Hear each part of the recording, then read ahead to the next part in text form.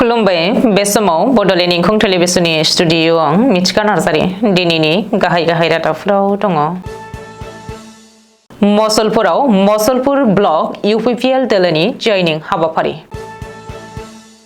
सरस्वती फुजा सानखालिनो जरासे लाइमोना बिस लोंदों। मसलपुराव सावस्रि बिफाना बुहुमनां केन्सार सान फालिदों। आइएमडिआ आसामनि मोन 10 जिल्लाफोराव अखा हानायनि इसारा होदों। आसामनि गंसे गामिनिफ्राय गोबां बिबांनि बेफ्रुग्रा बेसाद बोखांनो हादों।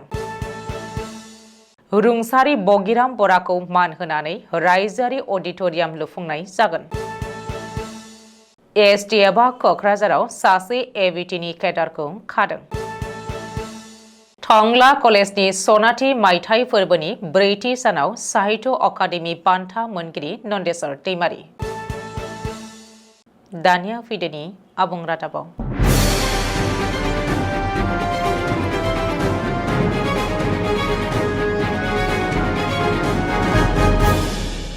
फैगौ बिटिसि बिसायख'थिनि सिगां राजखान्थि दोलोफोरनि गेजेराव दानिफ्रायनो गावबा गावनि दोलोखौ गोख्रों खालामनायनि थांखिजों गोख्रोङै खामानि मावनो लानायखौ नुनो मोन्दों। थिग बेबायदिनो बाक्सा जिल्लानि सदर मसलपुर ब्लक इउपिपिएल दोलोनि मोनसे जयनिं हाबाफारिया जानानै थाङो। मसलपुर जिल्ला इउपिपिएल दोलोनि लोगो आफादगिरि बाफुन बसुमतारीनि मेल सामलायनाय बे जयनिं हाबाफारियाव गासै 100निबो बांसिन सुबुंफ्रा इउपिपिएल दोलोआव जयनिं जादों होननानै मिथिहोदों।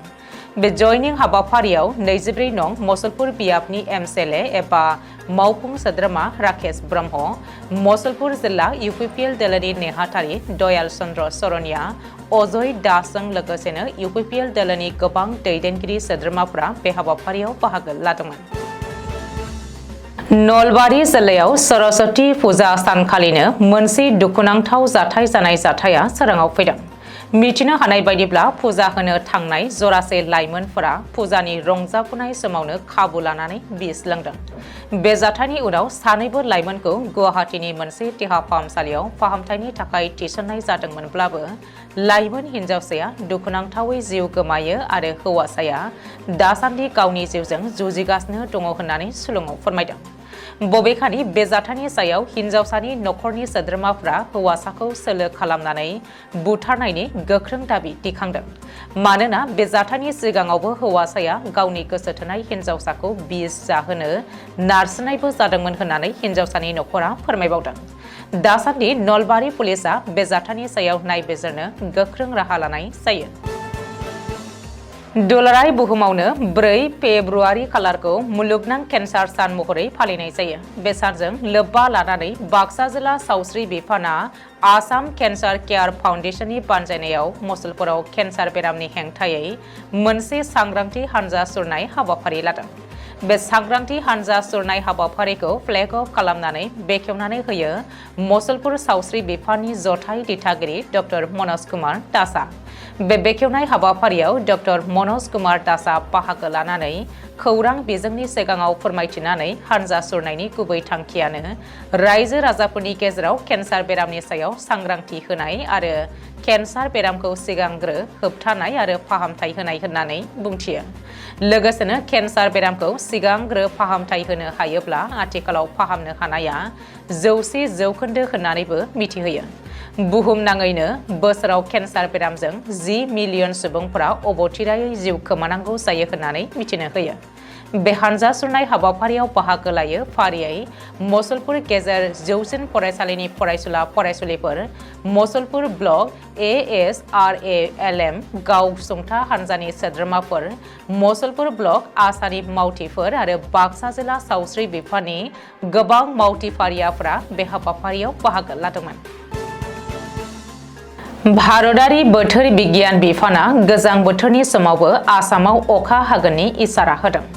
रिपर्ट बायदिब्ला आसामनि गासै मोन 10 जिल्ला फारियै नगाव, कार्बि आलं, हजाइ, श्रीभूमि, हाइलाकान्दि, धुबुरी, गवालपारा, बङाइगाव, क'क्राझार आरो खोला सालमारा जिल्लाफोराव गोबां अखा हानो हागौ आरो सानफ्रोमबोनि जिउ खुंनायनि राहा लामायाव सरासनस्रायै खहा जानो हागौ होननानै फोरमायथिदों।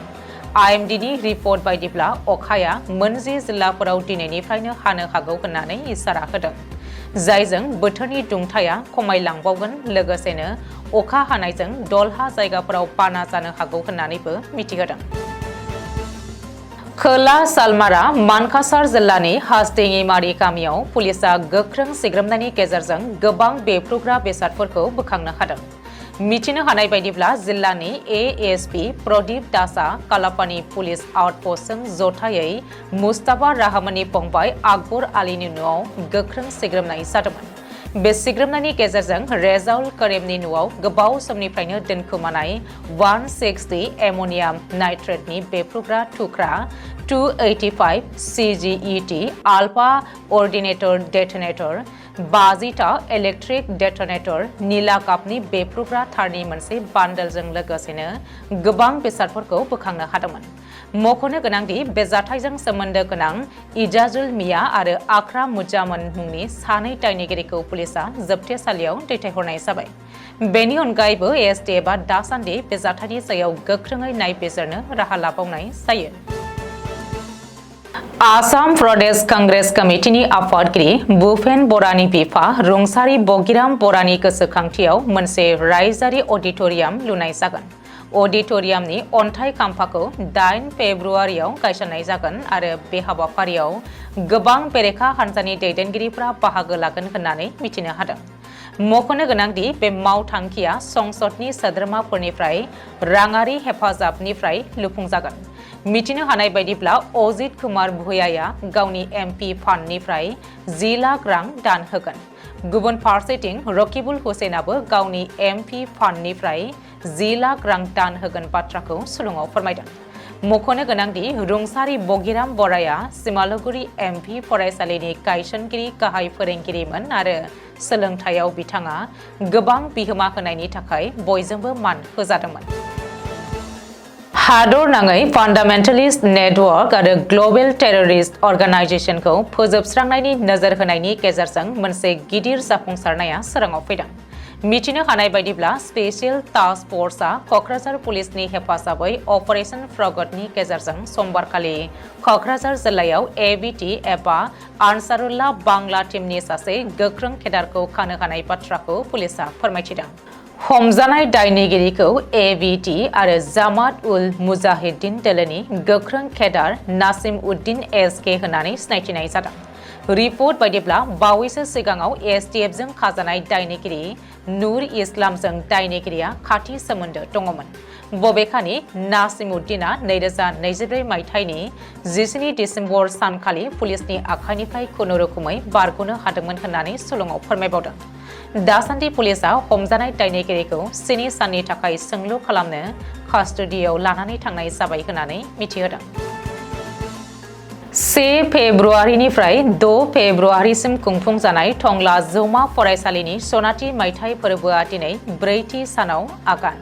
हाबाफारियाव होनाय बायदियै दिनै फुंनि समाव दिन्थिफुंसालि आरो बिजाब मेलाखौ बेखेवनानै होयो गागि साहित्य अकादेमि बान्था मोनगिरि मुस्रि नन्देस्वर दैमारिया।